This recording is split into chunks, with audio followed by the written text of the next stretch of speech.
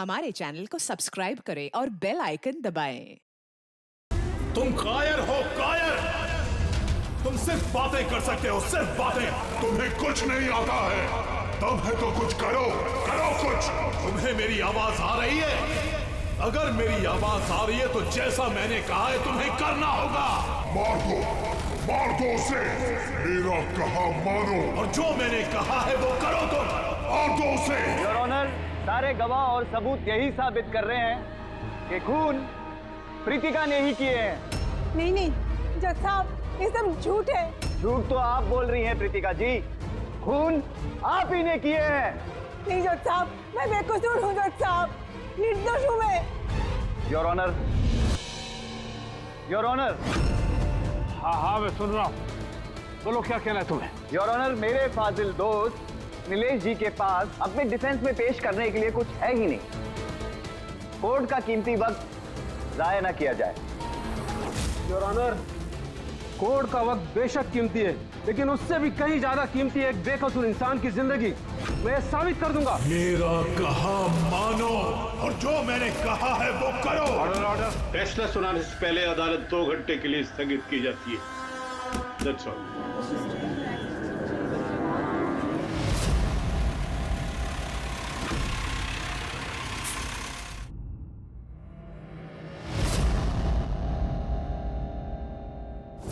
श्रीकांत, तुम्हें उसे मारना होगा। तुम कर सकते हो ये।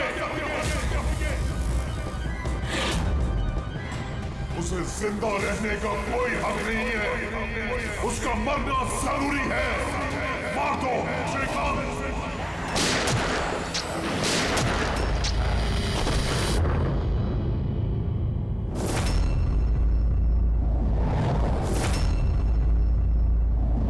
सर, इन लोगों का कहना है कि प्रीतिका यहाँ पर थी जब जज श्रीकांत यहाँ पर आए और उन्होंने उस पर गोली चलाई। उसके बाद वो यहाँ पर आकर खुद को गोली मार दी। उस वक्त मतलब जब ये सब हो रहा था, उस वक्त यहाँ पर जो लोग थे वो कहाँ है? वो लोग कोर्ट रूम में।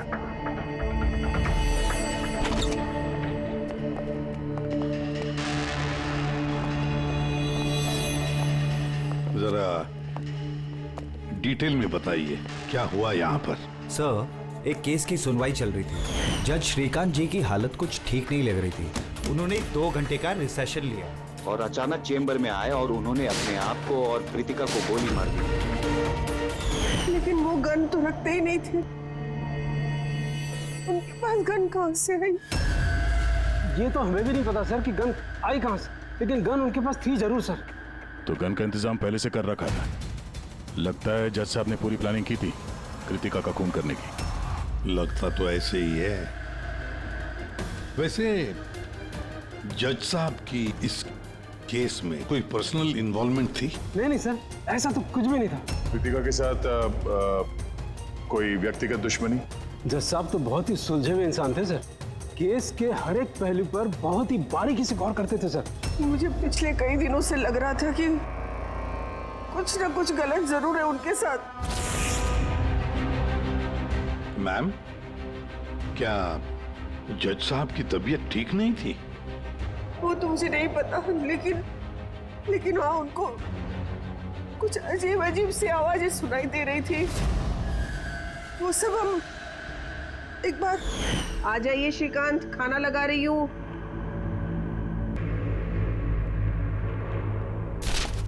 इन पड़ोसियों की जुबान पे लगा भी नहीं, जब देखो अनाप शनाप बकते रहते हैं। अरे क्या हुआ श्रीकांत, इतना क्यों चिढ़ रहे हो? पहले जाके इन पड़ोसियों का मुंह बंद करो, नहीं सुननी मुझे उनकी बकवास। कैसी बातें कर रहे हो श्रीकांत? पड़ोसी थे बेचारे, पिछले 1 महीने से लंदन गए हुए, और उनकी आवाज यहाँ तक कैसे आ सकती है? कुछ भी बात कर रहे हो आप श्रीकांत। कौशल, पता नहीं श्रीकांत को क्या हो गया है, कुछ अजीब सा बिहेव कर रहे हैं। और पता है तुम्हें, उसे पड़ोसियों की आवाज सुनाई दे रही है, जबकि वो घर बंद है, वहां पे कोई नहीं है। किसे बता रही हो सब? किसे बता रही हो?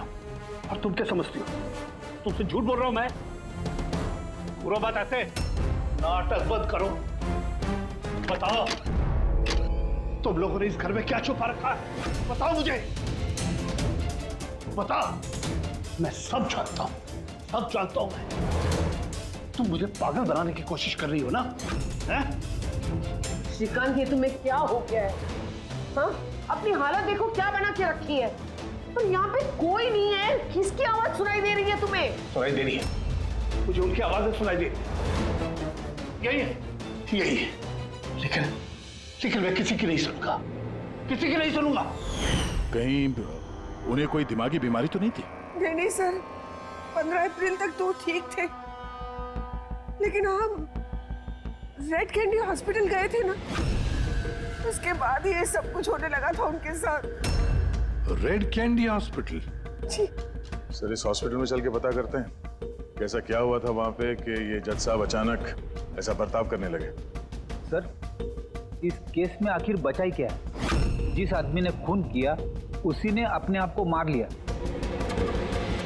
वही तो पता लगाना है ना फ्रेडी, वही तो पता लगाना है कि एक जज ने अपने सामने वाले आरोपी को गोली क्यों मार दी, खून क्यों किया, और तो और उसके बाद में अपने आप पर भी गोली चलाई। क्यों? सर, हॉस्पिटल अथॉरिटी ने बताया कि जज श्रीकांत यहाँ पे साइकियाट्रिक ट्रीटमेंट के लिए नहीं बल्कि डेंटिस्ट से मिलने के लिए आए थे। कौन है डेंटिस्ट? कौन है? Sir, doctor Raman. Hello sir, बताइए मैं आपकी क्या मदद कर सकता हूँ। फिलहाल तो आप डॉक्टर रमन को बुलाइए और उनके असिस्टेंट को भी। डॉक्टर रमन, 15 अप्रैल को जज श्रीकांत आपसे मिलने आए थे ना यहाँ? जी हाँ सर, लेकिन सर उनकी मौत से मेरा क्या लेना देना? मुझसे सवाल क्यों?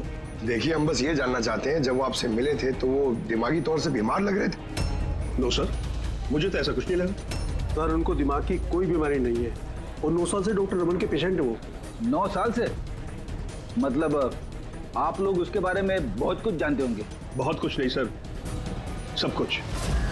कुछ और क्या जानते हैं जरा बता सकते हैं? सर, अभी बताने के लिए तो सिर्फ इतना ही है कि वो बहुत शॉर्ट टेम्पर्ड थे, बहुत जल्दी उन्हें गुस्सा आ जाता था, but he was not delusional. अगर उन्हें कोई दिमागी बीमारी नहीं थी तो फिर उन्हें वो आवाजें क्यों सुनाई दे रही थी? क्या हुआ क्या था उन्हें? पर सर, आप इसमें मेडिकल एक्सप्लेनेशन क्यों ढूंढ रहे हैं? हम लोग इतने मेडिकल एक्सप्लेनेशन क्यों ढूंढ रहे हैं? दया, कोई भी आम इंसान ऐसे ही अचानक से उठकर किसी पर गोली चलाता है, क्या ये नॉर्मल हो सकता है? नहीं, कुछ ना कुछ तो गड़बड़ जरूर है, कुछ तो हुआ है, पर क्या?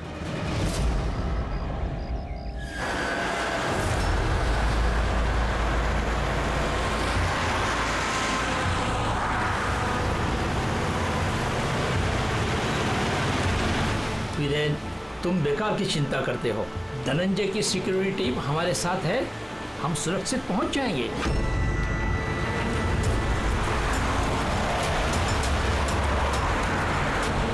वो बात तो ठीक है, लेकिन आपको धमकियां मिल रही हैं। देखो वीरेन, हमारे कामों में धमकियां मिलती रहती है और ऐसी धमकियों से मुझे डर नहीं लगता है।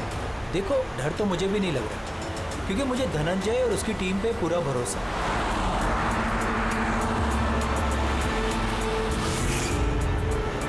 सर, हमने हॉल के 500 मीटर तक लोगों के जाने पर रोक लगा दी है और हर जगह सीसीटीवी से निगरानी की जा रही है। ये बहुत आसान है धनंजय, कायर मत बनो। हम जानते हैं इस काम को तुम पूरा करोगे, वो भी अपने हाथों से।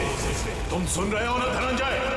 तुम बुज़दिल नहीं हो, नहीं हो तुम बुज़दिल। कायर मत बनो, इस काम को तुम पूरा करोगे। सर, क्या बता रहे थे तुम ब्लॉक बी के अरेंजमेंट के बारे में? सर, मैं ब्लॉक बी के बारे में बात नहीं कर रहा था। सर, आप ठीक है ना? आपकी तबीयत कुछ खराब लग रही है। मेरी तबीयत ठीक है, मैं ठीक हूँ।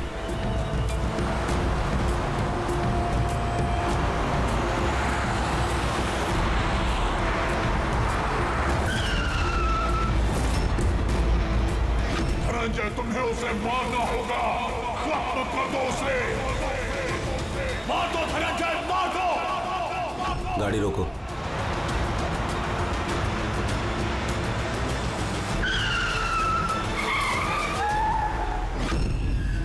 ये इसने गाड़ी क्यों रोक दी? सर, क्या हुआ? शाबाश धनंजय, अपना मिशन पूरा करो, मार दो उसे। याद रहे धनंजय, तुम कायर नहीं हो, तुम धनंजय यहाँ क्यों आ रहा है? मार दो धनंजय, उसे गोली मार दो, सोचो मत। मैं देखता हूँ। ओके। क्या बात है धनंजय, गाड़ी क्यों रुकवा दी?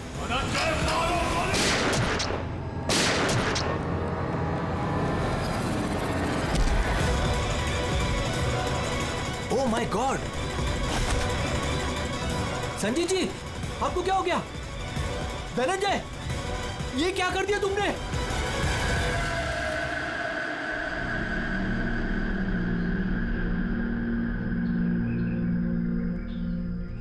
नेताजी के सिक्योरिटी का इंचार्ज वही था? जी सर, धनंजय जी वही इंचार्ज थे। कमाल है सर, जिसे बॉडीगार्ड रखा है उसी ने मार दिया। नेताजी को मारने की कोई खास वजह? सर ये तो धनंजय जी ही बता पाएंगे। इसे एक बात बता, गोली अंदर मारी या बाहर से? सर बाहर से मारी, कार के। धनंजय, धनंजय, सदमे में लगता है सर। तुम लोग क्या कर रहे थे? सर नेताजी की चिल्ड्रन फाउंडेशन की मीटिंग थी, वहाँ जा रहे थे। हमारी गाड़ी आगे थी और नेताजी की कार पीछे, और मैं धनंजय जी से नेताजी की सिक्योरिटी के बारे में बात कर रहा था, पर ये मेरी बातों में ध्यान नहीं दे रहे थे और कुछ खोए खोए से लग रहे थे सर। इनके चेहरे में एक अजीब सी बेचैनी थी। मैंने उनसे पूछा कि क्या हुआ, तो कुछ बहकी सी बातें करने लगे। सर जब श्रीकांत के साथ भी तो ऐसे ही हुआ था। कहीं ये दोनों केस एक जैसे तो नहीं है? और कोई साथ में था नेताजी के? वीरेंद्र जी सर। वीरेंद्र जी? जी सर। आप नेताजी के साथ थे ना? हाँ सर, मैं ही था। नेताजी ने आपको कुछ बताया इस धनंजय के बारे में? सर नेताजी हमेशा धनंजय की तारीफ किया करते थे, उनकी जान को खतरा था। अभी कुछ दिन पहले ही धनंजय ने उनकी जान बचाई थी। बड़ी अजीब बात है सर, कुछ दिन पहले जिस आदमी ने नेताजी की जान बचाई, आज उसी ने उनका खून कर दिया। एक गोली मारने के बाद धनंजय ने भागने की कोशिश की? नहीं सर, खुद को गोली मारने की कोशिश की थी सर। बड़ी मुश्किल से सिक्योरिटी वालों ने उन्हें रोका था सर। कमाल है सर, जज श्रीकांत ने खून करने के बाद अपने आप को गोली मार दी और इसने भी अपने आप को गोली मारने की कोशिश की। काम करते हैं, धनंजय को ब्यूरो ले चलते हैं, वहीं से उससे पूछताछ करेंगे। और फिर एक बात समझ में नहीं आ रही है दया, खून करने के बाद खूनी अपने आप को गोली मार लेता है, क्यों?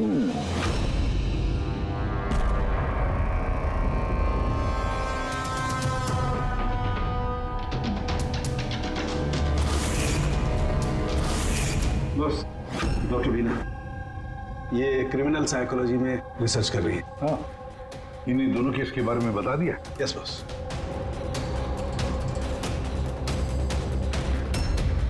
मेरा बेटा कहाँ है? मुझे उससे मिलना है। श्री नेताजी के सिक्योरिटी इंचार्ज धनंजय की माँ। उसे यहाँ क्यों लाए हो? देखिए, आपके बेटे ने नेताजी का खून किया है। जी नहीं, मेरा बेटा किसी की हत्या नहीं कर सकता।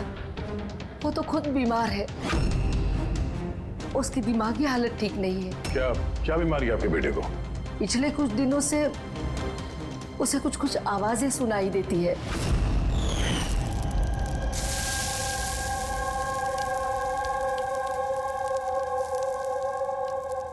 धनंजय, क्या बात है बेटा? बड़े परेशान लग रहे हो। ऑफिस में कोई प्रॉब्लम है क्या? कोई टेंशन? 2 दिनों से तुम मेरे साथ भी ठीक से बात नहीं कर रहे हो। कोई तो है यहाँ। सुनो ना, मैं तुम्हारी फेवरेट सब्जी बना रही हूँ, पालक की। इस घर में कोई तो है जो मुझसे बात कर रहा है। अरे मैं ही तो बड़बड़ा रही हूँ, दूसरा कौन बात करेगा घर में? कोई तो है हमारे अलावा इस घर में जो मुझसे बात कर रहा है। माँ, कोई तो है इस घर में हमारे अलावा। माँ, मुझे अजीब सी आवाजें सुनाई दे रही हैं। कोई मुझसे बात कर रहा है। हम दोनों के सिवा कोई नहीं है बेटा घर में। कोई है जो मुझसे बातें कर। बंद हो गई आवाज, फिर से आ रही है। कोई तो है माँ। कोई नहीं है, कोई नहीं है। अरे कोई तो है माँ यहाँ पर। कोई नहीं है बेटा, तुम यहाँ आ जाओ। लगता है तुम्हारी तबीयत ठीक नहीं है, अभी डॉक्टर के पास जाना चाहिए। लेकिन ऐसा तो स्किज़ोफ्रेनिया में होता है। स्किज़ोफ्रेनिया? हाँ, जैसे कि आप सभी लोग जानते हैं कि स्किज़ोफ्रेनिया एक मानसिक बीमारी होती है। ऐसे में पेशेंट को बहुत सारी आवाजें सुनाई देती हैं, लोग ना होने के बावजूद भी दिखाई देते हैं और पेशेंट अपने आप को मारने की कोशिश भी करता है। क्या आप मुझे बताएंगे कि इन दोनों पेशेंट की उम्र क्या थी? श्रीकांत जी की उम्र 50 साल और धनंजय 42 साल का। लेकिन इस उम्र में स्किज़ोफ्रेनिया नहीं होता। क्या मैं उनसे मिल सकती हूँ? मुझे पेशेंट से बात करनी है। हाँ बिल्कुल पूर्वी।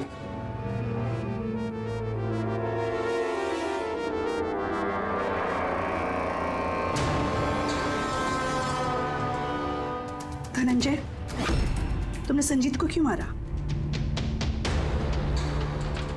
मैं कुछ पूछ रही हूँ। धनंजय, तुमने संजीत को क्यों मारा? मुझे कुछ आवाजें सुनाई दे रही थी जो मुझे उकसा रही थी। कह रही थी कि मैं बुज़दिल हूँ, कायर हूँ, मैं किसी का खून नहीं कर सकता। और उस आवाज ने मुझे इतना उकसाया कि मैंने खून कर दिया।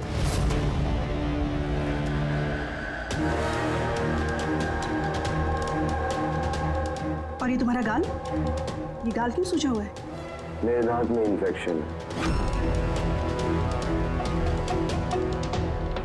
जज श्रीकांत, उनके दांत में भी इन्फेक्शन था सर? मेरे बेटे के भी दांत के इलाज के बाद ही उसकी तबीयत खराब रहने लगी। क्या? दांतों का इलाज करवाया उसके बाद में तबीयत खराब हो गई? किस डेंटिस्ट के पास इलाज करवा रहा था वो? Doctor Raman, red candy hospital. Red candy hospital गए थे ना, उसके बाद ये सब कुछ होने लगा था उनके साथ। है ना बड़ा अजीब कोइंसिडेंस। धनंजय और श्रीकांत दोनों का भी दांत का प्रॉब्लम, दोनों का डेंटिस्ट भी एक, और ट्रीटमेंट के बाद दोनों की तबीयत भी बिगड़ जाती है। ये कैसा कोइंसिडेंस? गड़बड़ है, बहुत बड़ी गड़बड़ है। इस धनंजय और जज श्रीकांत के दांतों का एक्सरे निकलवाओ, पता तो चले सारा चक्कर है क्या।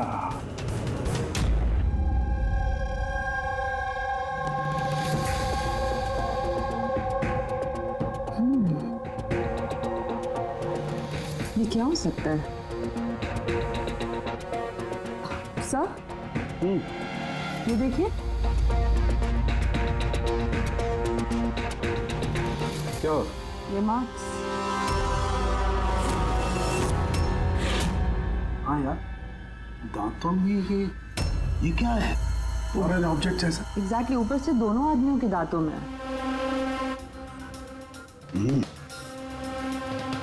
दोनों आदमियों के दांतों में कुछ फॉरेन बॉडी जैसा कुछ। क्या हो सकता? तारिका, एक काम करो, एसीपी साहब को फोन कर दो, उन्हें बोल दो कि केस की जड़ मिल गई है।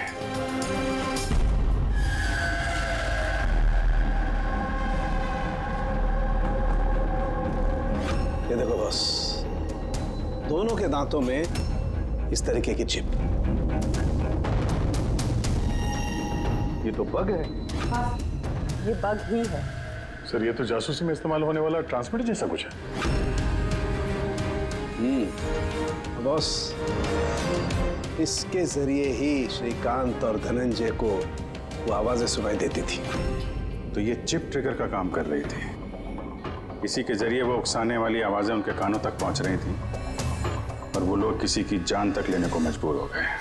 मुझे तो लगता है ये काम डॉक्टर रमन का ही है। उन्होंने ही दांतों की ट्रीटमेंट की थी। पूछताछ करनी पड़ेगी डॉक्टर रमन से, और एक एक्सपर्ट को भी बुलाओ। ट्रांसमीटर के बारे में पूरी जानकारी लेते हैं उससे। डॉक्टर रमन, दांत में ट्रांसमीटर लगाने का काम कब से शुरू कर दिया आपने? ट्रांसमीटर? हाँ। किस ट्रांसमीटर की बात कर रहे हैं आप सर? उसी ट्रांसमीटर की बात कर रहे हैं जो जज श्रीकांत और सिक्योरिटी ऑफिसर धनंजय के दांत में फिट किया गया था। देखिए, मेरा यकीन कीजिए, मैंने कोई ट्रांसमीटर नहीं लगाया है। ये क्या बकवास कर रहे हैं आप? डॉक्टर साहब, दांतों में ट्रांसमीटर क्यों लगवाएंगे? सर, आप हमारे हॉस्पिटल को बर्बाद करने पे तुले हैं। डॉक्टर रमन हमारे हॉस्पिटल के जिम्मेदार डॉक्टर हैं सर। ये इस तरह का काम हरगिज नहीं कर सकते। और इस तरह का काम यहाँ पे हुआ तो है। हमें श्रीकांत और धनंजय के दांत से ये ट्रांसमीटर मिला है। और इन्हीं ट्रांसमीटर्स की वजह से वो दोनों भी स्किज़ोफ्रेनिक बन गए। सर वो दोनों मेरे बहुत पुराने पेशेंट हैं। श्रीकांत 9 साल और धनंजय 2 साल। सर भला मैं अपने पेशेंट के साथ ऐसा क्यों करूं? ये तो आप बताइए ना, क्यों लगाया ट्रांसमीटर? मेरा यकीन कीजिए, मैंने कोई ट्रांसमीटर नहीं लगाया। क्योंकि डॉक्टर रमन के पास ट्रांसमीटर बनाने और उससे मोलार इम्प्लांट्स की ट्रेनिंग ही नहीं है। ये सिर्फ डॉक्टर हैं, दांतों के अच्छे डॉक्टर। और सर हम यहाँ पे दांत लगाते हैं, बनाते नहीं। दांत तो बाहर से ऑर्डर देने पे आता है। कहाँ से ऑर्डर करते हैं आप ये दांत? डेंजा बायोकेयर। डेंजा बायोकेयर। रेडी पंकज, डॉक्टर रमन की चेम्बर्स अच्छी तरह से चेक करो, एक एक कोना छान मारो। और कितने लोगों के दांत इम्प्लांट किए हैं? जी लगभग 20 लोगों का। अच्छा, तो उन सभी लोगों के नाम और पता चाहिए हमें। दया हो सकता है इन 20 लोगों की जान को खतरा हो।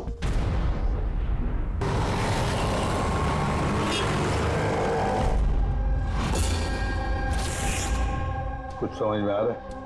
हाँ सर, कुछ समझ में आ रहा है। यही कि ये ट्रांसमीटर जितना छोटा है उतना ही पावरफुल है। कितनी रेंज है इसकी? सर इसकी रेंज यही कोई 15 से 20 मीटर है। यानी अगर इस ट्रांसमीटर से किसी को कम्युनिकेट करना है तो उसे 15 से 20 मीटर के दायरे में रहना होगा। इसकी फ्रीक्वेंसी हम लोग ट्रैक कर सकते हैं? बिल्कुल ट्रैक कर सकते हैं, लेकिन उसके लिए हमें पहले ये जानना होगा कि ये ट्रांसमीटर कितने हर्ट्ज पे काम करता है। तो पता लगाओ कितने हर्ट्ज पे काम करता है ये, क्योंकि फ्रीक्वेंसी हमारे लिए बहुत जरूरी है। जहाँ पर ये फ्रीक्वेंसी एक्टिव होगी वहीं पर हमारा खोज ही होगा। ठीक है सर, आप थोड़ा सा वक्त दे दीजिए, मैं जल्दी पता लगाने की कोशिश करता हूँ। ठीक है। ये कहानी आके रुक जाती डॉक्टर रमन के नाम पर। सारा का सारा शक डॉक्टर रमन पे ही है। लेकिन सर वो अपने पुराने पेशेंट का खून क्यों करेगा? हाँ सर, हॉस्पिटल एडमिनिस्ट्रेटर बता रहा था कि ऐसा ट्रांसमीटर बनाने की काबिलियत डॉक्टर रमन में नहीं है। तो शक के घेरे में तो ये कविता और वीरेन भी है। हो सकता है इनमें से किसी ने मारा। हो सकता है, बिल्कुल हो सकता है, लेकिन ये जो भी है वो 15 और 20 मीटर के दायरे में ही काम कर रहा है। जो 20 लोगों के बारे में क्या पता चला? नहीं सर, उनका आपस में कोई कनेक्शन नहीं है।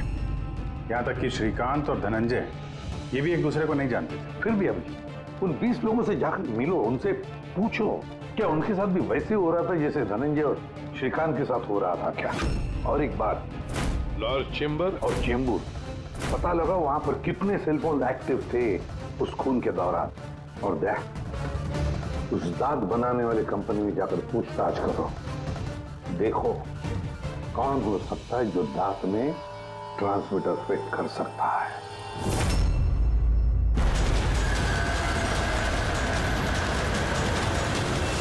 विनय आपका ही नाम है? जी हाँ, मेरा ही नाम है। सॉरी मैंने आपको पहचाना नहीं। हम CID से। सर मुझसे कोई गलती हुई क्या?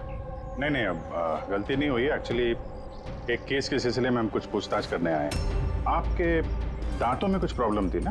हाँ, ये इलाज कहाँ कराया था आपने? रेड किडी हॉस्पिटल। इलाज के बाद से कुछ तकलीफ हुई? I mean, कुछ अजीब अजीब आवाजें सुनाई देती हों या जैसे कोई ऑर्डर दे रहा है कुछ करने के लिए? नहीं ऐसा तो कुछ नहीं हुआ, लेकिन 1-2 बार दर्द हुआ था। वो तो नॉर्मल है, दांत लगवाएंगे तो थोड़ा बहुत दर्द तो होगा ही। ठीक है, अगर ऐसी कोई तकलीफ हो तो फौरन हमें बताइएगा। और हाँ, किसी अनजान आदमी के बहकावे में नहीं आना है और किसी के बुलाने पे किसी अनजान जगह नहीं जाना है। ओके जी, ध्यान रखिएगा। जी सर। डॉक्टर रमन बहुत अच्छे हैं। दांत लगाने के बाद से मुझे जरा सी भी तकलीफ नहीं है।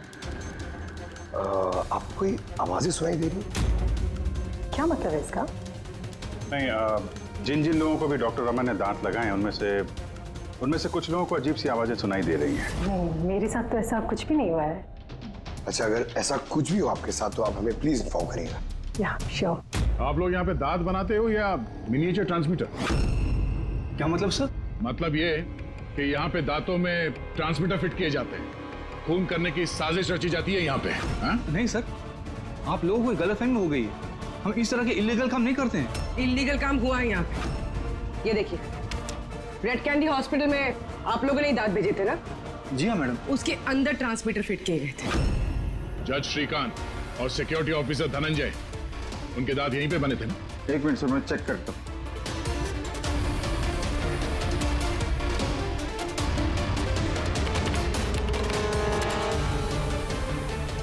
हाँ सर, दांत तो यही बने हैं, लेकिन अगर वो हमारी एम्प्लॉय रूपाली होती जिसने ये दांत बनाए हैं तो सच्चाई पता चल जाती। कहाँ है आपकी वो एम्प्लॉय रूपाली? वो तो कल रात गुजर गई। कैसे गुजर गई? उसे अस्थमा अटैक हुआ था, लेकिन हैरानी की बात तो ये है कि उसे कभी अस्थमा था ही नहीं। जी हाँ सर। उसके घर का एड्रेस देना सर। दांत कब लगवाया आपने? सर 2 महीने हो गए। कोई प्रॉब्लम हुई आपको? नहीं, कोई प्रॉब्लम नहीं सर, जब से दांत लगाया सब ठीक है सर। कुछ आवाजें सुनाई दे रही हो अजीब अजीब सी? नहीं सर, पर हुआ क्या सर? देखिए, रेड कैंडी हॉस्पिटल में जितने लोगों ने भी ट्रीटमेंट कराया उन्हें कुछ प्रॉब्लम्स हो रही हैं और उनमें से 2 जन की तो मौत भी हो चुकी है। सर मैं मरना नहीं चाहता सर। नहीं, आप घबराइए मत, ऐसा कुछ नहीं है। आपको कभी भी ऐसी कोई प्रॉब्लम हो कि कुछ अजीब अजीब सी आवाजें सुनाई दे रही हो, या फिर कोई ऐसा आदमी दिख रहा हो जो है नहीं, मतलब दूसरे बोल रहे हैं कि किससे बात कर रहे हो, तो अगर ऐसा कभी हो तो फौरन हमें कांटेक्ट करिएगा। और कितने लोग बचे पंकज? सर चेक करने के लिए और 5 लोग बचे हैं सर। 5 को भी जल्दी से जल्दी चेक करना होगा। क्या पता उस हत्यारे का अगला निशाना इन्हीं में से कोई हो। हाँ सर।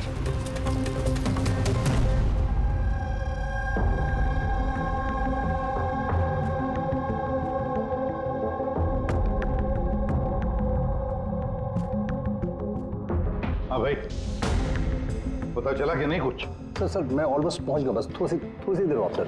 सर हाँ फ्रेंड, जज श्रीकांत और संजीत का संबंध है सर। अच्छा, कैसा संबंध है? सर ये केस फाइल देखिए।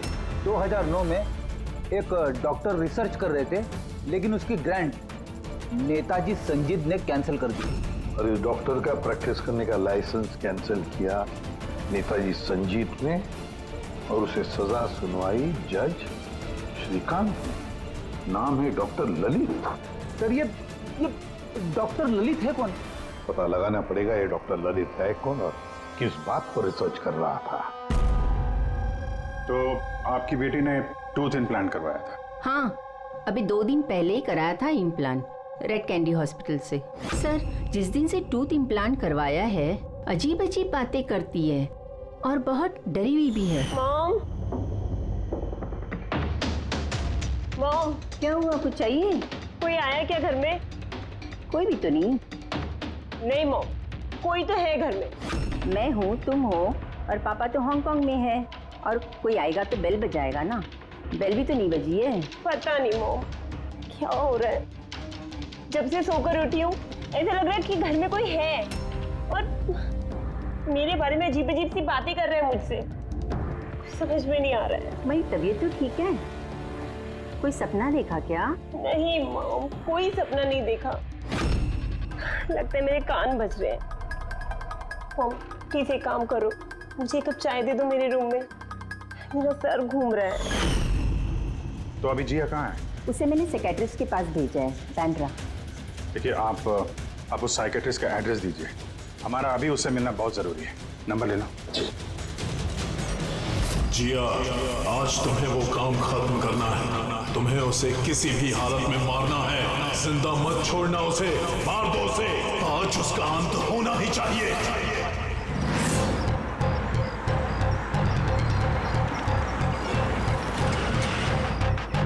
कहाँ जाएंगे मैडम? जेके मार्केट। उसे कहो तुम्हें जेके मार्केट जाना है। मैंने कहा मैडम कहाँ जाएंगे? जेके मार्केट। जी बैठिए।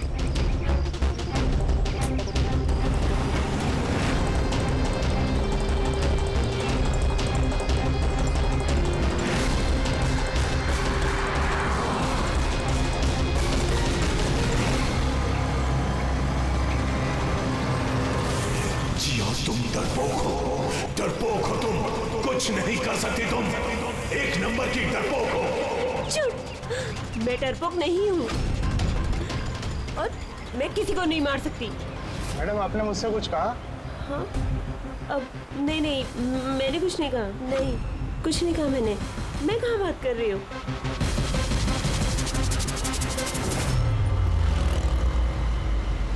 जिया, तुम्हें उसे मारना होगा।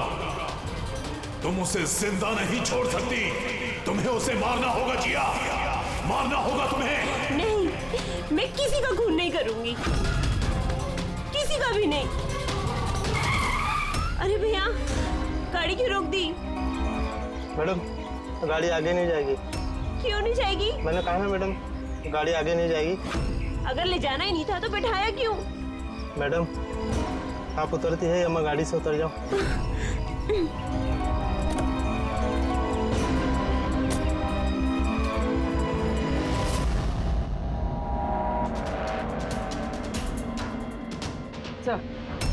सर, वॉचमैन और पड़ोसी बता रहे थे कि रूपाली यहाँ 3 महीने पहले ही शिफ्ट हुई थी और अकेली रहती।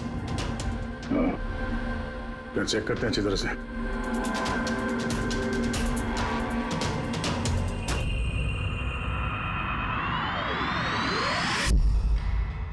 ये क्या है?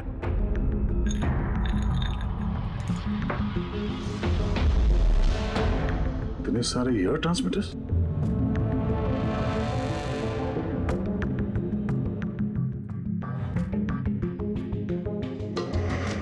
डॉक्टर रमन की पेशेंट्स की पूरी डिटेल्स भी है इसमें। ये देखो। सर, ये जिया तो वही है जिसके बारे में अभिजीत सर ने हमें बताया था। सर, ये रूपाली, ये कहीं किसी की कठपुतली तो नहीं थे?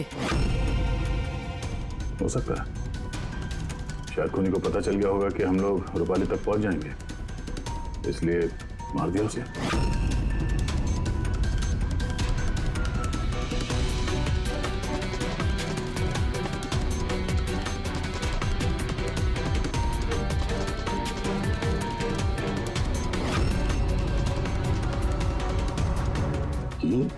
ये नेताजी, संजीत, वीरेन और जिया, इन तीनों के चेहरे पे रेड सर्कल। नेताजी के चेहरे पे क्रॉस मारा होगा। नेताजी तो मारे गए, अब बचे ये वीरेन और ये जिया। मतलब अगला नंबर इनका है।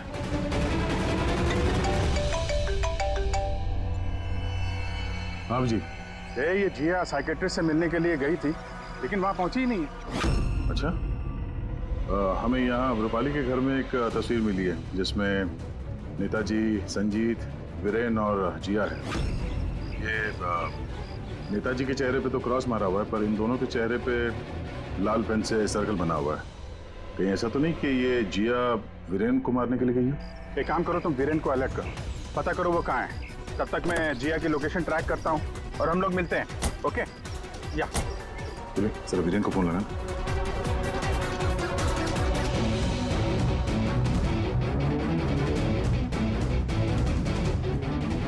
सर, वीरेन का फोन तो बंद है। सर मिल गया। हाँ सर, ये ट्रांसमीटर 1.8 मेगाहर्ट्ज से 2 मेगाहर्ट्ज के बीच में काम करता है। ग्रेट। 1.8 मेगाहर्ट्ज से 2 मेगाहर्ट्ज पर।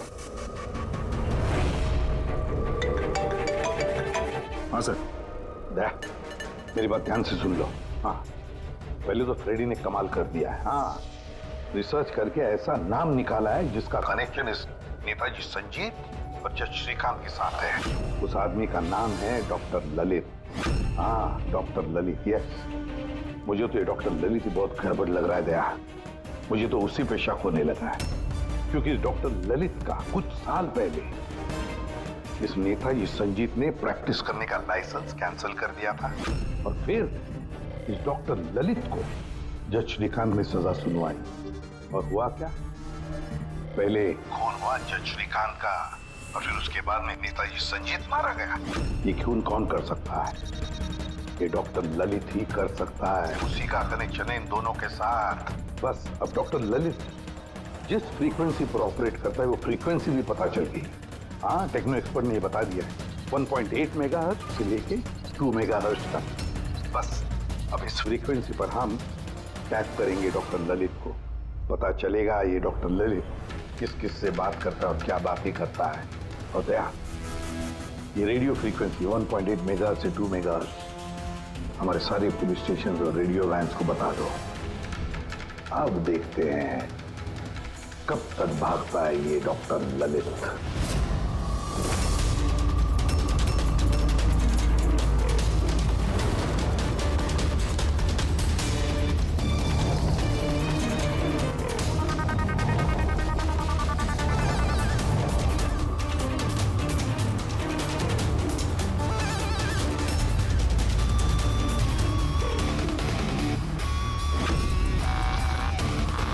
इस फ्रीक्वेंसी पे कोई हरकत नजर नहीं आ रही। जब भी बोलेगा पकड़ा जाएगा। पूरी मुंबई इस फ्रीक्वेंसी को हर 5 किलोमीटर में ट्रैक कर रही है। अगर जिया वीरेन को मारने निकली है तो वो खूनी 1.8 या 2 पे जरूर आएगा।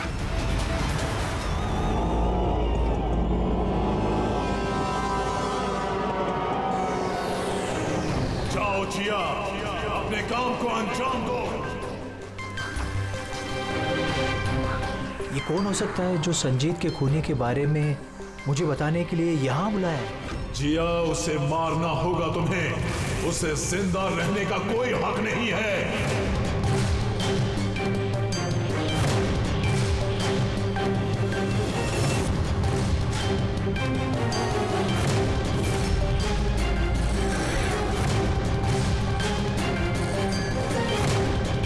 ज्यादा सोचो मत, मार दो जिया, उसे मार दो।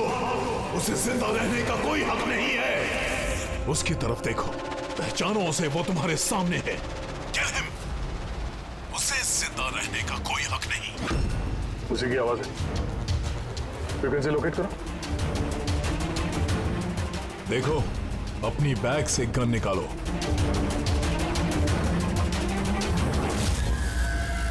जिया, तुम कायर नहीं हो। Shoot him, shoot him. Location क्या बता रहा है? सर, जेडी मार्केट मरोल दिखा रहा है।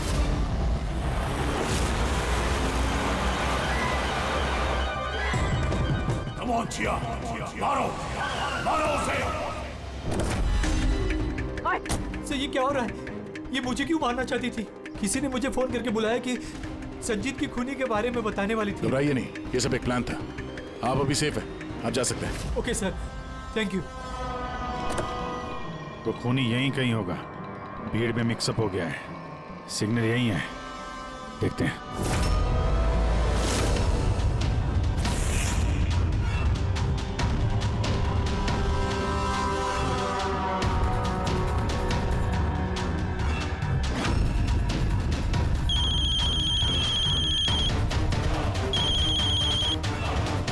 हेलो, अभिजीत बोल रहा हूँ। कभी हमसे भी मिल लिया करो। अरे इधर उधर क्या देख रहा है? तेरे पीछे हूँ। डॉक्टर ललित।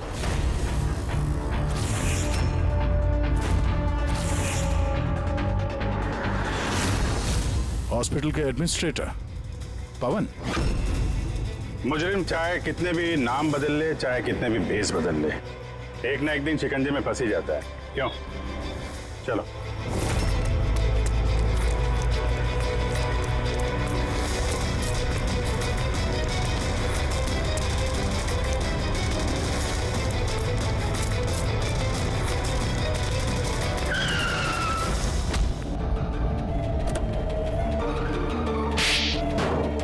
जज श्रीकांत और नेताजी संजीत, इन लोगों का खून क्यों करवाया तुमने? से बदला लेना चाहता था।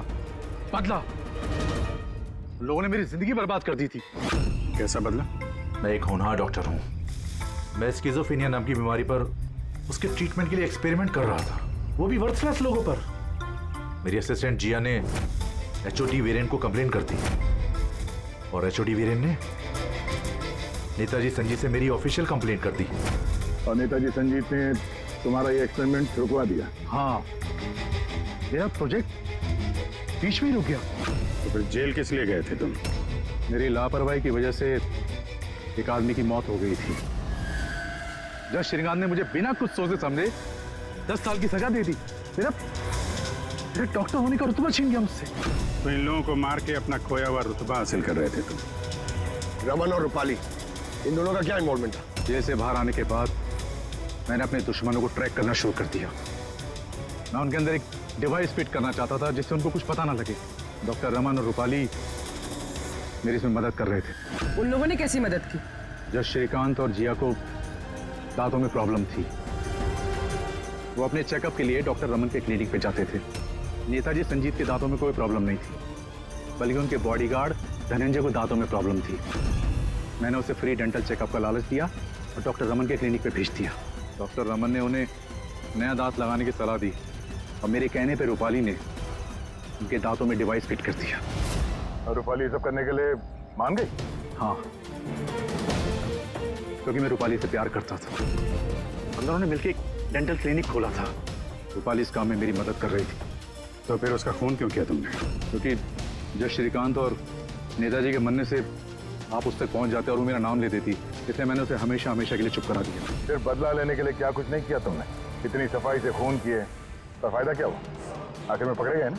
मेरा मिशन किसी को मारना नहीं था सर, मैं बस अपने आप को जीनियस साबित करना चाहता था। मैं चलते फिरते इंसानों को हथियार बना सकता था। अगर यही दिमाग किसी अच्छे काम में लगाते तो आज मुजरिम नहीं बनते और जिंदगी भर जेल की सलाखों के पीछे सड़ते नहीं।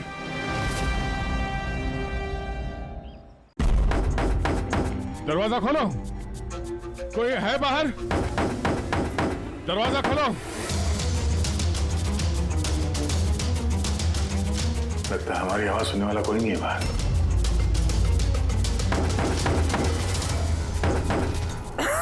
सर अगर यहाँ से बाहर नहीं निकले तो इस सुशांत की बॉडी सड़ने लगेगी। हाँ, और अगर सुशांत की बॉडी सड़ गई तो खून ही बच जाएगा, सारे सुराग मिट जाएंगे।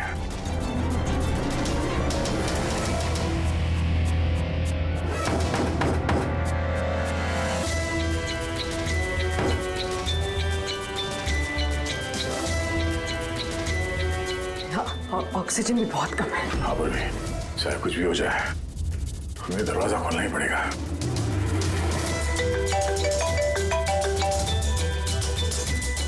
हाँ सर। सुनो, वो चिप नहीं मिली अभी तक। हम पूरी कोशिश कर रहे हैं। सर अंदर यहाँ इस कमरे में ऑक्सीजन लेवल बहुत कम है सर। अगर जल्दी से ये दरवाजा खोला नहीं गया तो घबराना मत, अब तुम्हें जल्द से जल्द बाहर निकाल लेंगे। उर्वी, हौसला रखना।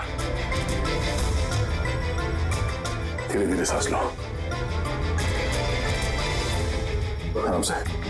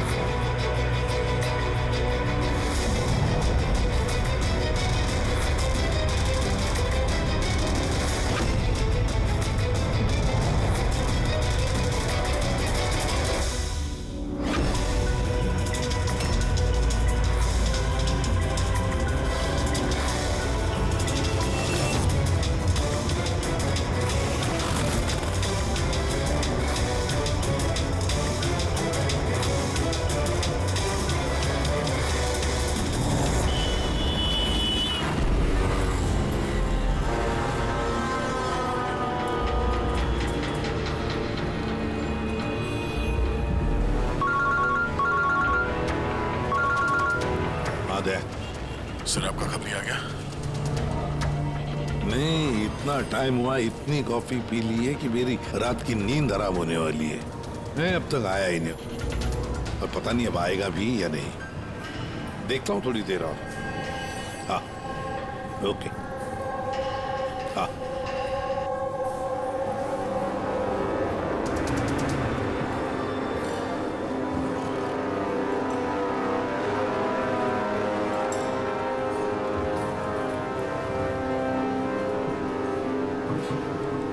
कॉफी अच्छी है ना? बहुत अच्छी है साहब। पक्का? पक्का।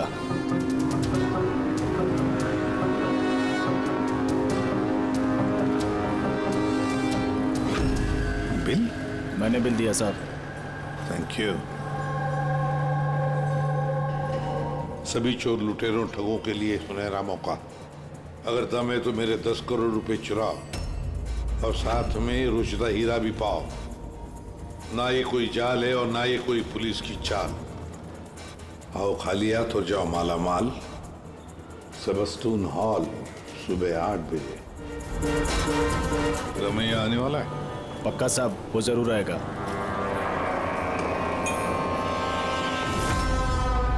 मैं आप सबका बहुत बहुत बहुत स्वागत करता हूं पुलिस, घबराइए मत।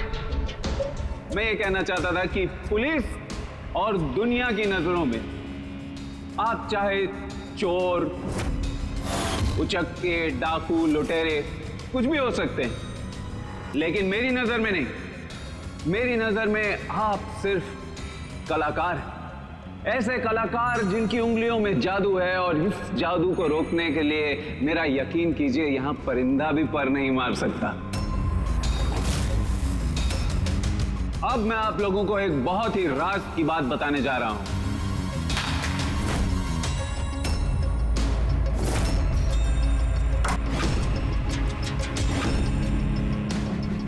अच्छा, इससे पहले तुम ये तो बता दो कि तुम हो कौन?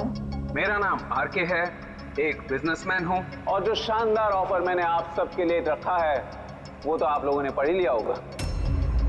लेकिन बिजनेसमैन तो हमेशा अपना मुनाफा देखते हैं, तुम पे यकीन कैसे करें? मुझ पे यकीन कर लो मेरे भाई, इसमें कोई साजिश नहीं है। मैं खुद यही चाहता हूं कि तुम लोग मेरा पैसा चोरी करके ले जाओ। अब जो मैं आप लोगों को बताने जा रहा हूं उसे बहुत ध्यान से सुनिए, लेकिन सुनने से पहले एक नजर यहां दे ली।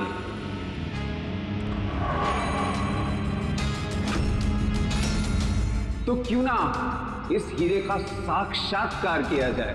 लेकिन उससे पहले मैं बुलाना चाहूंगा अरविंद जी और सुमन जी को। जोरदार तालियां इनके लिए। ये सुमन ज्वेलर्स के ओनर हैं और मैं तहे दिल से इनका शुक्रिया अदा करना चाहता हूं जो इन्होंने मुझे ये हीरा अपने इस फंक्शन में यूज करने की परमिशन दी। देख रहे हैं आप ये नायाब हीरा? मैं जानता हूं ये बहुत कीमती है, और आप लोगों के लिए इसकी कीमत क्या है ये मैं अच्छी तरह से समझता हूं। हम तो रम्या को पकड़ने आए थे, तो ये सारा चक्कर कुछ और ही है। सर ये तो रोसिटा हीरा है, अरबों में कीमत है इसकी। आखिर ये आदमी अपने आप को लुटवाना क्यों चाहता है, एक ही जगह पे इतने सारे मुजरिमों को इकट्ठा करके। तो आइए देखते हैं कौन यहाँ से मालामाल होकर जाता है। लेकिन पुलिस का तो लफड़ा नहीं होगा? वही कुछ समझ में नहीं आ रहा है। तू हम सबको चूरन तो नहीं दे रहा है? हाँ? नहीं आजकल क्या कोई किसी को कटिंग चाय तक नहीं पिलाता, और तू यहाँ पैसा बांट रहा है? हाँ? मैं भी चाय नहीं पिला रहा हूँ। कोई साजिश नहीं है, कोई कैमरा नहीं है, कोई सिक्योरिटी नहीं है, कोई पुलिस नहीं है, सिर्फ भरोसा। यानी कि बस वो सेफ खोलने की देरी है, उसके बाद हम करोड़पति। बिल्कुल। तो चलिए चलते हैं सब सेफ रूम में। पर एक बात जान लीजिए, एक समय पर सिर्फ 10 लोग जा सकते हैं। अरे बाकी हम लोग के लिए कुछ बचेगा कि नहीं? तो 10 लोग जा रहे, सबके सब लूट लेंगे। चिंता मत करो मेरे भाई, सबका नंबर आएगा। फिलहाल जो 10 लोग मेरे साथ जाने वाले वो हैं तुम। हाँ तुम सर, आप। हाँ मैडम, तुम। चलिए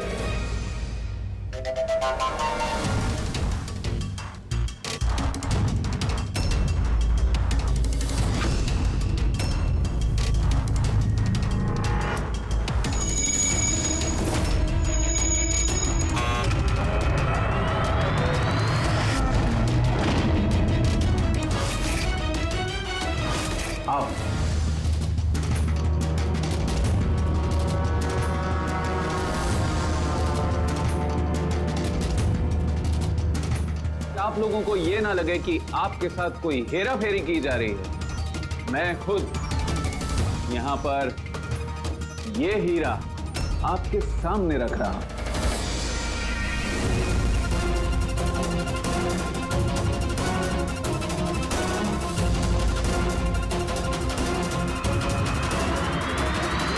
और ये हैं वो 10 करोड़ रुपए जो बेसब्री से आप सबका इंतजार कर रहे हैं। एक और बात मैं आप सबको बता दूं, इस कमरे में ना कोई सीसीटीवी है ना हिडन कैमरा। तो क्या आप लोग तैयार हैं अपनी जिंदगी बदलने के लिए? मेरे को मालूम था अपनी जिंदगी एक दिन यू टर्न मारेगी और मैं खुद का हेलीकॉप्टर में उड़ेगा। लेकिन मेरा हेलीकॉप्टर तुम्हारे हेलीकॉप्टर से पहले उड़ जाएगा। मैं और मेरी टीम अब ये तिजोरी बंद कर देंगे। शीतल, पिंकी, अमर, सुवीर, ये मेरी टीम है। आइए।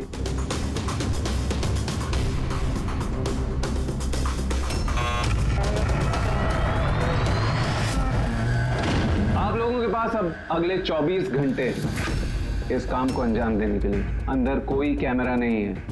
ये जो 2 गार्ड्स भी बाहर हैं, ये आपको रोकेंगे टोकेंगे नहीं। ये यहाँ पर सिर्फ इसलिए हैं ताकि आप लोग आपस में ना झगड़ें। मगर तुम ये सब क्यों कर रहे हो? इससे तुम्हें क्या फायदा? Very good question. फायदा, बहुत बड़ा फायदा होगा। मैं इसके जरिए यह साबित करना चाहता हूं कि मैंने इस दुनिया का सबसे सुरक्षित सेफ बनाया। मेरी तरफ से आप सबको ऑल द बेस्ट। अपनी अपनी कला दिखाने के लिए आप लोगों के पास अगले 24 घंटे हैं, लेकिन 12 से 4 तक ये कमरा बंद रहेगा। बाकी समय आपका।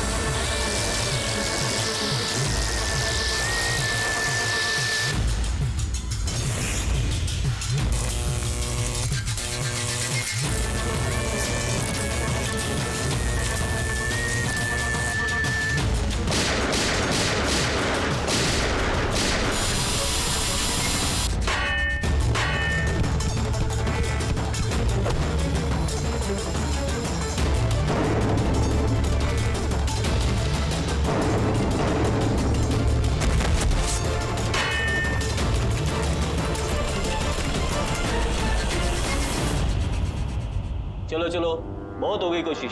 12 बज गए, टाइम खत्म हुआ। बाकी की कोशिश 4 बजे के बाद होगी। चलिए।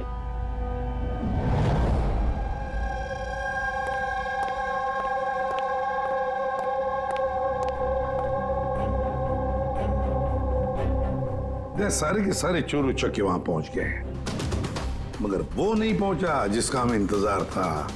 और रमैया, सर मेरी समझ में तो ये नहीं आ रहा है कि ये आरके इतना रिस्क क्यों ले रहा है। ये सिर्फ पब्लिसिटी करने के लिए कोई इतना सारा पैसा दांव पे कैसे लगा सकता है? हाँ सर, अगर 1 करोड़ की ऐड कर देता टीवी या अखबारों में तो बहुत बड़ी पब्लिसिटी हो जाती। ये सचमुच किसी ने तिजोरी खोल ली तो? नहीं फ्रेडी, ये पब्लिसिटी के लिए नहीं हो रहा है। पब्लिसिटी की आड़ में ये कुछ बड़ी खिचड़ी पका रहा है आरके। इसकी कुंडली निकाली क्या? हाँ सर, मैंने उसके बारे में पता किया। वो तिजोरी बनाने के बिजनेस में काफी साल से हैं, पर पिछले 2 साल से उसका धंधा कुछ मंदा चल रहा था। और मार्केट में उड़ती उड़ती खबर ये है कि ये कुछ बड़ा करने वाला है। कर दिया ना उसने सर। ये चोर और लुटेरों को दावत देने से बड़ा कारनामा और क्या हो सकता है? सर, उन तीनों चोरों की कुंडली निकाल ली जो पार्टी में बात कर रहे थे। उसमें एक को तो मैं अच्छी तरह से जानता हूँ, दिनकर। दुनिया का कोई भी सेफ हो यूं चुटकी में खोल लेता है। 10 साल के लिए जेल में था वो। हाँ सर, और 2 साल पहले ही जेल से छूटा है। बाहर निकलने के बाद शराफत की जिंदगी जी रहा है। तो फिर 2 साल बाद अचानक फिर से जुर्म की दुनिया का दरवाजा खटखटाने क्यों पहुंच गई? बाकी के दो?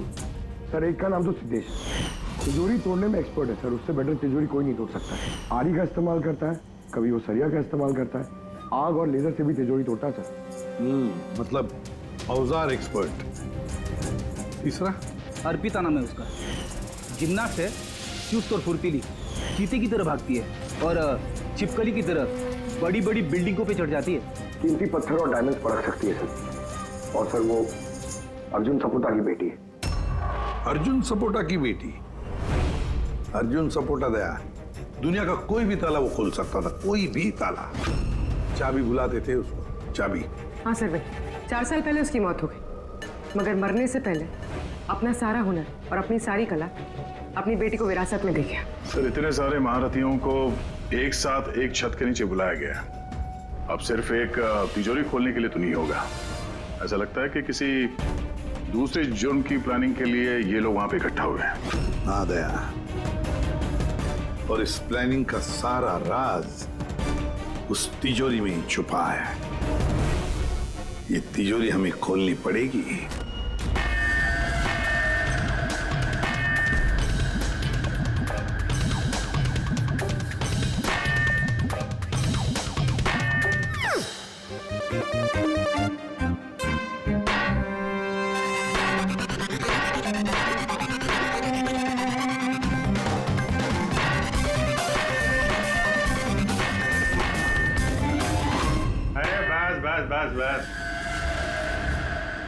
ये मेहनत का नहीं, सुपीने का काम है।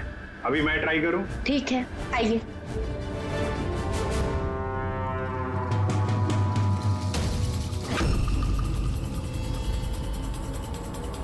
Excuse me.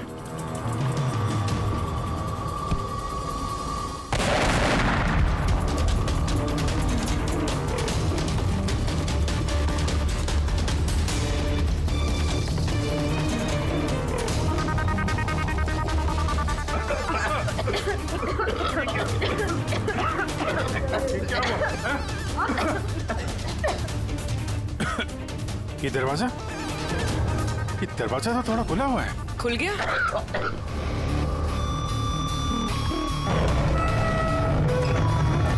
ओह नो। हीरा? Oh my God.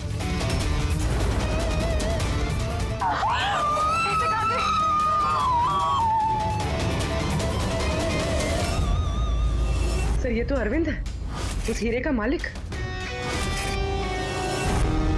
Please no more sir. हाँ हटो यहाँ से, हटो हटो, पुलिस को बुलाना होगा, पुलिस हाथ में गई, कानून की जरूरत नहीं है। सीआईडी से आप हटिए। चल पीछे, कोई हिलेगा नहीं। यही खड़े हो, कोई कहीं नहीं जाएगा।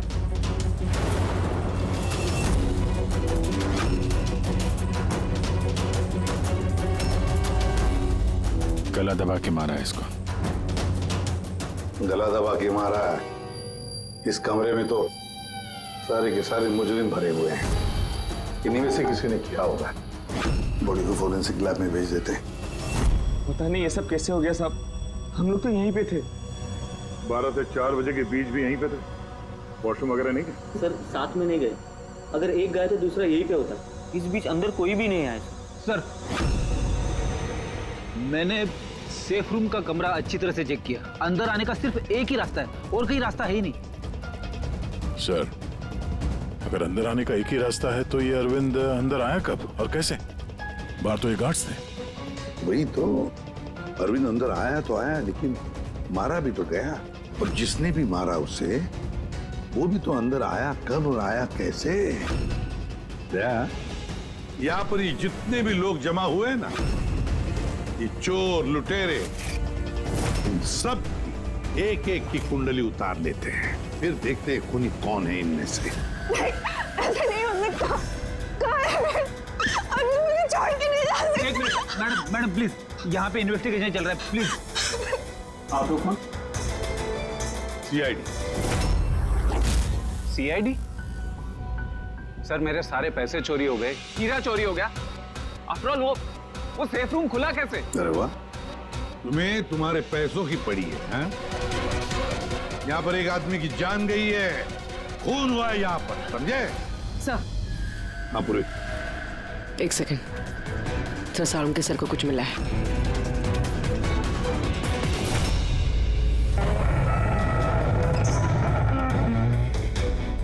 बॉस, ये तिजोरी बारूद के धमाके से नहीं खोली है। इसका ताला और बाकी के मैकेनिज्म अभी भी सही सलामत है। तो धमाका नकली था। नकली कैसे? इतनी तेज आवाज आई थी, हम लोगों ने धुआं देखा था। ये सब क्या?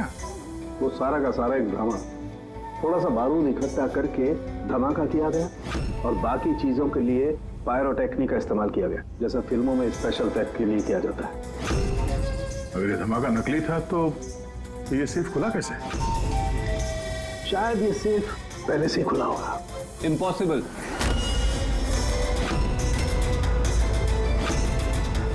ये दरवाजा मेरे अलावा कोई खोल ही नहीं सकता, क्योंकि इसकी चाबी मेरे पास है, मेरे हाथ के अंदर। ये देखिए, यहां पर चिप फिट है।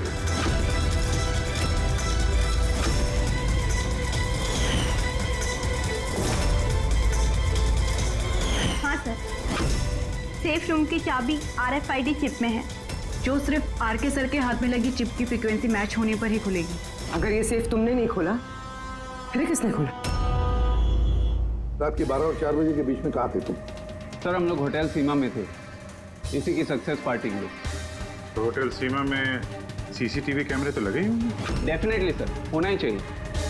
एक मिनट सर, मैं आपको बता सकता हूँ कि ये पैसे किसने चुराए होंगे।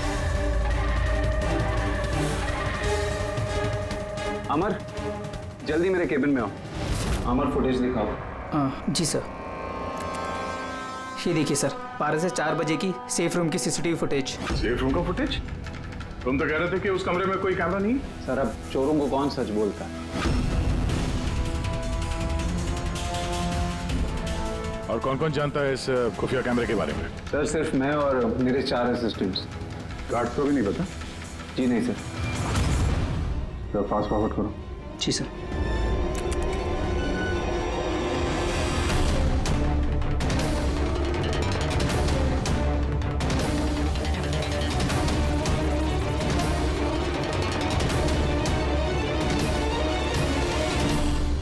कैसे हो सकता है सर ये? 12 से 4 के बीच में कमरे में कोई नहीं आया था। वही तो, नहीं तो अरविंद दिखना चाहिए था। जरूर इस CCTV फुटेज के साथ किसी ने छेड़खानी की है। एक बात समझ में नहीं आ रही, ये अरविंद आधी रात को वहां करने क्या आया था? सर। हाँ बोले, तुम उनका स्टेटमेंट लिया? हाँ सर। उसका कहना है कि अरविंद को आधी रात में किसी का फोन आया था। फोन पे बात करते ही वो गुस्से में आ गया और घर से चला गया। फोन कहाँ से आया था? नंबर चेक किया? हाँ सर, प्राइवेट नंबर, इसलिए ट्रेस नहीं हो पाया। और अरविंद का फोन वो ट्रैक हुआ? सर उसका फोन वहीं पर ट्रेस हुआ है जहाँ पर ये तिजोरी वाला खेल चल रहा था। सर आप रेडी? वो तीनों चोर आ गए। देखिए, मुझसे पूछताछ करके आप सिर्फ और सिर्फ अपना वक्त बर्बाद कर रही हैं। मैं अभी जेल से छूट के आई हूँ। चोरी और मर्डर करके मैं दोबारा जेल क्यों जाना चाहूँगी? अगर चोरी नहीं करना चाहती थी तो वहाँ चोरों की पार्टी में क्यों गई? काफी ललचाने वाला इनविटेशन था वो, लेकिन ACP साहब, अब मैं बूढ़ा हो चुका हूँ। ब्लड प्रेशर की बीमारी है, हार्ट का प्रॉब्लम है मुझे। अब ये चोरी वोरी मेरे बस का काम नहीं। हाँ, टाइम पास करने मैं वहां गया था। अब आप ही बोलो सर, अगर कोई सामने से ये बोले कि आके पैसे लेके जाओ, तो कानून की नजर में ये चोरी तो नहीं हुई ना सर? तो तुम तिजोरी खोल नहीं पाए? तो कहीं इसी गुस्से में तुमने कहीं खून तो नहीं कर दिया? अब नहीं खुली तो नहीं खुली तिजोरी। तो क्या हुआ? Plan B। क्या प्लान B? क्या था प्लान B? आपको कुछ नहीं सर। चुपचाप बता समझा, वरना तू भी जानता है काफी चीजों के लिए मैं भी बहुत बदनाम हूँ। हाँ? वो लिंक रोड पे ज्वेलरी का शॉप है, कल वहां पे मैंने चोरी की थी। कितने बजे की थी चोरी? 11:30 से 4:30 के बीच पे। साइबर टीम की रिपोर्ट आ गई सर। CCTV फुटेज में छेड़छाड़ हुई है। 12 बजे से 4 बजे तक जब ब्रेक था सर, किसी ने फुटेज को लूप में लगा दिया। मतलब साफ है पंकज, वहां पर CCTV कैमरा लगे हुए हैं। ये RK की टीम के अलावा और कोई भी नहीं जानता था।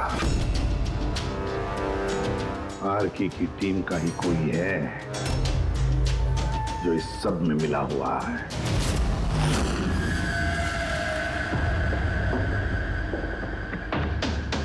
ये क्या कह रहे हैं आप? मेरी टीम में कोई गद्दार है? ये दूसरा सेफ रूम है ना? जी हाँ, मेरा ही डिजाइन है, उसी का दूसरा मॉडल समझिए। लगभग बहुत सारे फीचर्स भी सिमिलर है। यानी ये भी वैसे ही खुलता है तुम्हारे हाथ के चिप से? या मैं दिखा देता हूँ आपको।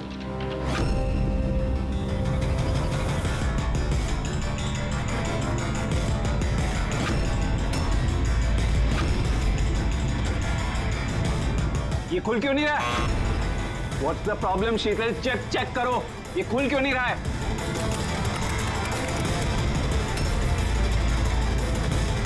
सर पता नहीं क्या हुआ, सेफ रूम खुलना तो चाहिए था। एक मिनट सर, मैं चेक करता हूँ।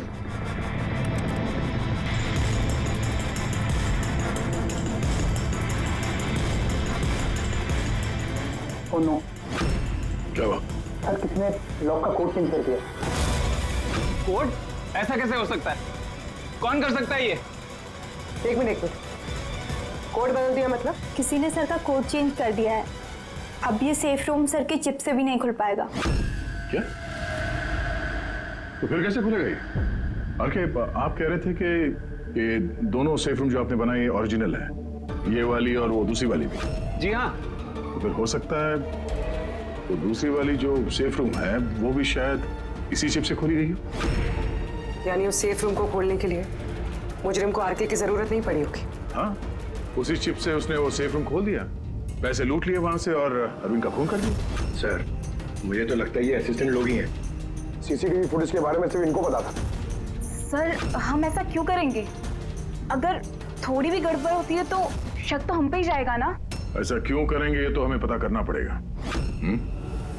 आरके आपके पास ये चिप को डिटेक्ट करने के लिए कोई डिवाइस है, कोई इक्विपमेंट? जी हाँ, मेरे पास एक रिमोट चिप रीडर है। गुड। दूसरा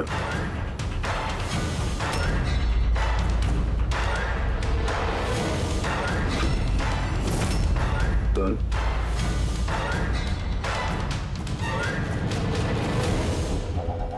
इनके तो किसी के हाथ में भी ये चिप नहीं है। हमारा फोर्थ असिस्टेंट अमर कहाँ है? अमर आया नहीं अभी और आएगा भी नहीं। कहाँ रहता है वो? पिंकी। आइए सर। सर चलिए। सर एक बात समझ में नहीं आ रही है, अगर ये सब अमर ने किया है तो फिर सिक्योरिटी वालों ने उसे देखा कैसे नहीं? सिक्योरिटी से फिर से पूछताछ करनी पड़ेगी। सीधे सीधे बता, तुम दोनों गार्ड में से कौन मिला हुआ है ज्वेलर अरविंद के खून में? मैंने कुछ नहीं किया साहब, मैंने कुछ नहीं किया। मेरा तो पेट खराब था जिसकी वजह से मुझे बार बार बाथरूम जाना पड़ रहा था। पर सुशांत पूरे वक्त ड्यूटी पे था साहब। कहाँ है सुशांत? बुलाओ से। सुशांत को तो अभी आप लोगों ने फोन करके वापस बुलाया ना क्राइम सीन पर। क्या? हमने कब बुलाया? तो ऐसा तो नहीं कि बहाना बना के निकल गया हो सकता है। बेटी, इनसे सुशांत का एड्रेस ले लो और उस एड्रेस पे जाके चेक करो। तब तक हम लोग क्राइम सीन देखते हैं।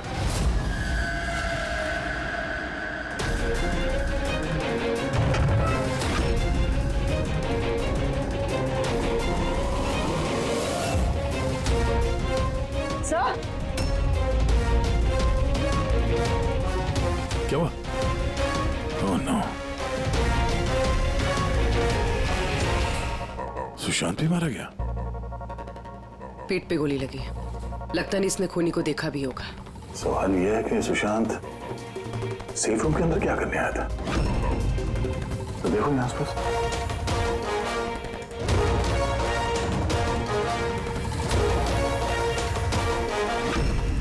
सर खून।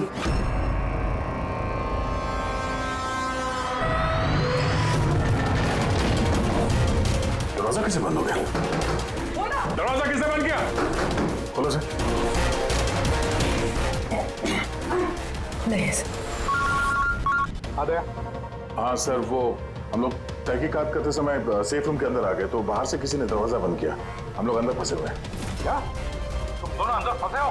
हाँ सर, और सुशांत की लाश भी यहाँ सेफ रूम में है। माय गॉड, ये कैसे किया?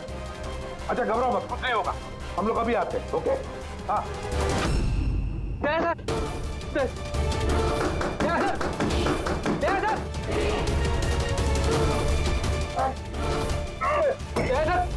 दया घबराना मत, हम तुम्हें जल्द से जल्द बाहर निकाल लेंगे।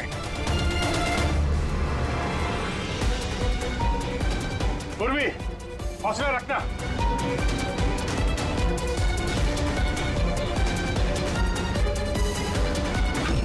सर मैं आरके से बात करता हूँ, उसकी सेफ है, शायद वो कुछ मदद कर सके। करो, जल्दी करो। मैं भी दिनकर को फोन करके बुला लेता हूँ।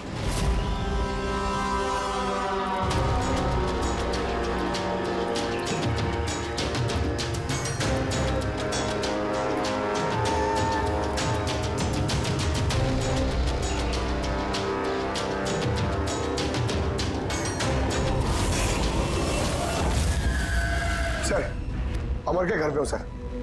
यहाँ ये मरा पड़ा है। अमर मरा कैसे? पता नहीं सर, मुंह से झाग आ रहा है और ये दाया हाथ उसका पूरी तरह से जला हुआ है। अमर का दाया जला हुआ तो फिर जरूर वो चिप होगी उस हाथ में। उस बॉडी को जल्दी से जल्दी फोरेंसिक लैब भेज दो, अमर की बॉडी को जल्दी।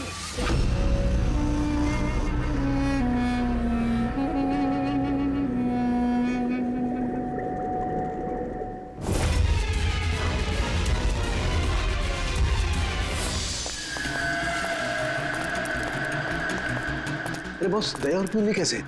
यार फिलहाल तो ठीक है उनकी हालत, लेकिन तिजोरी में ऑक्सीजन खत्म होते जा रहा है। उस तिजोरी के साइज के हिसाब से वहां पे अभी बस 1 घंटे की ऑक्सीजन बची होगी। ओ माय गॉड, इसका मतलब 1 घंटे के अंदर अगर केस सॉल्व नहीं हुआ तो दया सर को नहीं कुछ नहीं होगा फ्रेडी, दया पूर्वी को कुछ नहीं होगा। क्या सर एक बात बता, अमर की बॉडी में से कुछ मिला है ना तुझे? हाँ मिला। क्या मिला? एक चिप मिली है। तो इसका मतलब ये सारा किया कराया अमर का ही है। अरविंद का खून भी अमर नहीं किया है। सर ये चिप मिलने से तो बहुत अच्छा हो गया। शायद इस चिप की मदद से वो तिजोरी का दरवाजा खुल जाए, दया सर और पूर्वी बच जाए। नहीं खोल सकते बॉस, हम दरवाजा नहीं खोल सकते। क्यों नहीं खोल सकता? मतलब ये कि चिप पूरी तरह से जली हुई है, देखो यार। माय गॉड, असली मुजरिम अमर नहीं कोई और है। चिप खराब करके उसने सारे सबूत मिटा दिए। से पूर्वी और दया को बचाने के लिए और कोई तरीका नहीं है। तरीका है, तरीका है। दया और पूर्वी को बचाने के लिए हमारे पास सिर्फ 50 मिनट बाकी है, और इस 50 मिनट में हम पहुंचेंगे इस मुजरिम तक, जरूर पहुंचेंगे।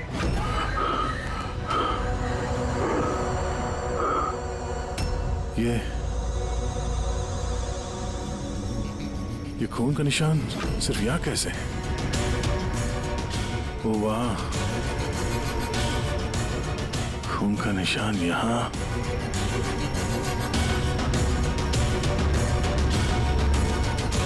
एक मिनट।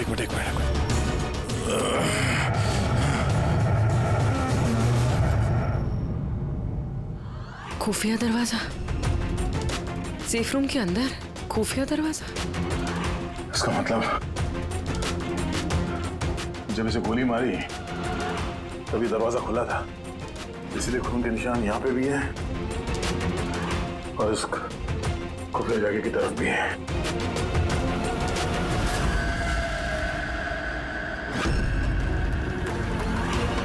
इतने सारे पैसे और ये हीरा, मतलब ये खून पैसे के लिए नहीं हुआ। फिलहाल तो ऐसे ही लग रहा है। सर मतलब सुशांत यहाँ खड़ा होगा, इस खाली जगह की तरफ मुंह करके, और खूनी ने उसे पीछे से मार डाला। हाँ पूर्वी, मगर अब सवाल ये है कि ये सेफ रूम का दरवाजा खोल के अंदर करने क्या आया था सुशांत? चोरी का प्लान तो नहीं था इसका? सर अब सांस नहीं ली जा रही। हिम्मत रखो पूर्वी, ये दरवाजा खुलने वाला है। अभिजीत, यहाँ सेफ रूम के अंदर एक खुफिया कमरा मिला है जिसमें वो हीरा और पैसे रखे गए हैं। सब कुछ अंदर ही है? हाँ, ये देखो।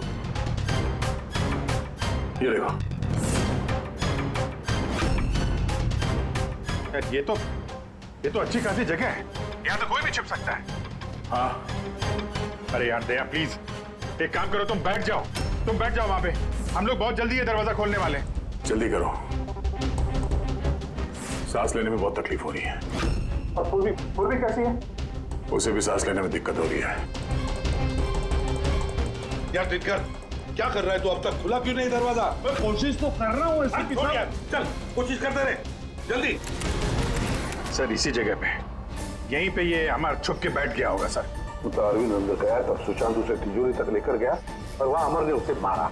हाँ सर, वो खूनी यही चाहता था कि हमें ये लगे कि ये खून इस हीरे और पैसे की वजह से हुआ है, पर ऐसा नहीं है सर। मतलब अरविंद को मारने के पीछे कोई पर्सनल रीजन है?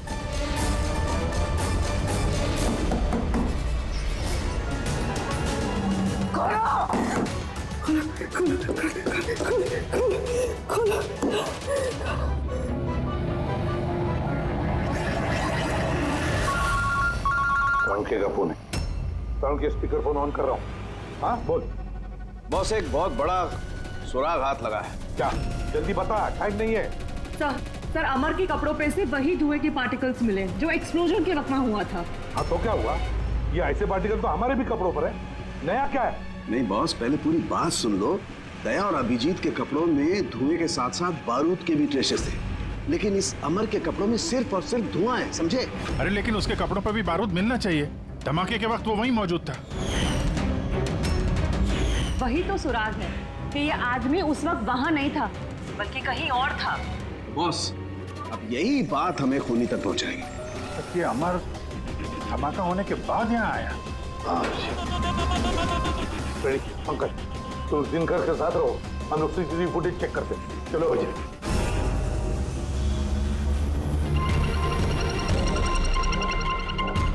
सर ये अमर धमाका होने के बाद सेफ से बाहर निकला है। किसी को इशारा कर रहा है सर। जरा जूम करो दूसरे आदमी पर, देखिए तो सही।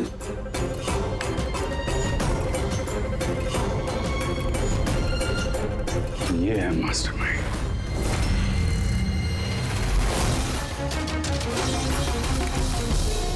खूनी मिल गया, हमारी कस्टडी में है। That's good news, sir. Sir वो चिप नहीं? नहीं, चिप नहीं मिली उसके पास। अरे तो मतलब सर, हम लोग दया सर और पूर्वी को बाहर निकाल नहीं पाएंगे? निकालेंगे। सॉरी एसीपी साहब, मेरी जिंदगी भर का अब अनुभव धरा का धरा रह गया। ये सिर्फ मैं नहीं खोल सकता, अब इन्हें भगवान ही बचा सकता है। 1 मिनट दिनकर, इन्हें तो भगवान बचाएगा ही, पर इसे भी बचाएगा। सुवीर नाम है इसका, इसी की थी सारी प्लानिंग। सर ये आरके का असिस्टेंट? हाँ, दया और पूर्वी की तरह ये भी एक एक सांस के लिए मोहताज हो जाएगा। क्यों दिनकर? सही कर रहे ना हम? तुम्हारे बेटे सुवीर को उस सेफ में बंद करके।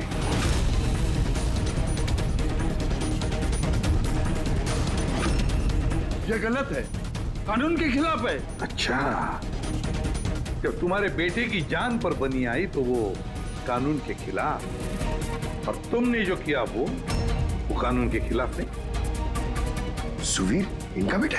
हाँ, सुवीर, दिनकर का बेटा सुवीर। क्योंकि तुमने देखा है ना दिनकर की वो मुड़ी हुई उंगली, जब वो ये दरवाजा खोलने की कोशिश कर रहा था। सुवीर की भी उंगली दिनकर की तरह ही मुड़ी हुई है।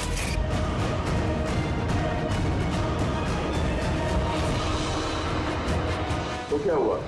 मुड़ी हुई उंगली तो किसी की भी हो सकती है, मगर इस केस में जेनेटिक्स का कमाल है। चाहे तो डीएनए टेस्ट कर सकते हैं, लेकिन रिजल्ट आने में बहुत देर हो जाएगा और सुवीर दम तोड़ चुका होगा। क्यों? हाँ, है वो मेरा बेटा। अगर उसको कुछ हुआ तो अंदर दया और पूर्वी भी मर जाएंगे।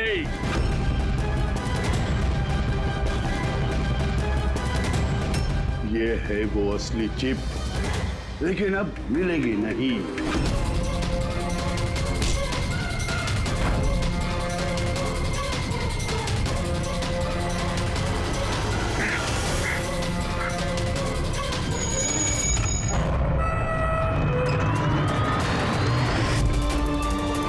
दया, दया, दया, दया, आंखें खोलो।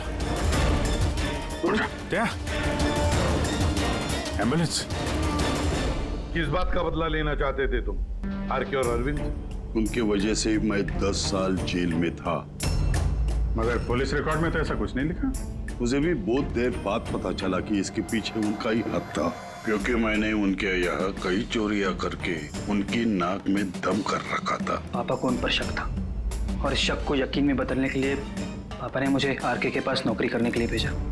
और जब तुमने कंफर्म कर दिया कि आरके और अरविंद ही है दिनकर के जेल जाने के पीछे, उसके बाद दिनकर ने साजिश रचनी शुरू कर दी। तो क्या गलत किया मैंने? मेरे जेल जाने के बाद मेरी बीवी और बच्चे पैसे पैसे के लिए मोहताज हो गए, मगर किसी ने मदद नहीं की उनकी।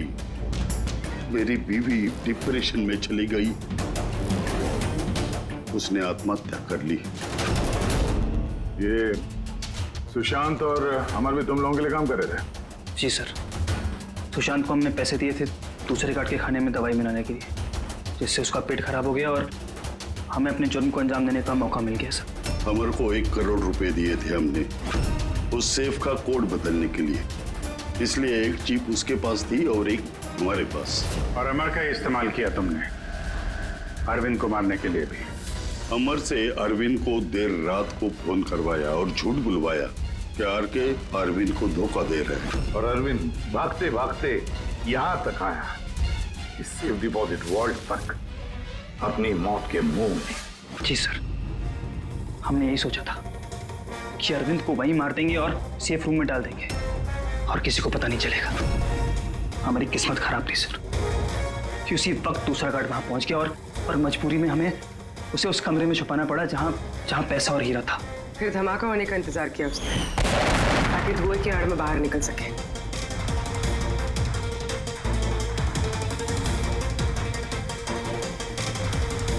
मगर अमर और सुशांत को क्यों मारा? क्योंकि वो दोनों कुछ ज्यादा ही लालची हो गए थे। अमर ने मरने से पहले बताया कि सुशांत अकेला ही तिजोरी साफ करना चाहता था, सब पैसे अकेले लूटना चाहता था, इसलिए यहाँ सही वक्त पर आकर हमने उसे मार डाला। लेकिन तुम दोनों सीआईडी वाले गलत वक्त पे आके यहाँ पे फंस गए। तुम्हें लगा कि हम लोग असलियत तक पहुंच जाएंगे और तुम सबका आंडा फोड़ देंगे, इसलिए हमें सेफ रूम में लॉक कर दिया और सोचा अंदर ही दम तोड़ देंगे हम लोग।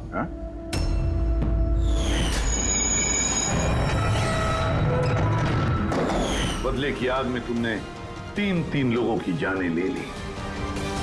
कानून तुम्हें कभी माफ नहीं करेगा, फांसी होगी तुम्हें, फांसी।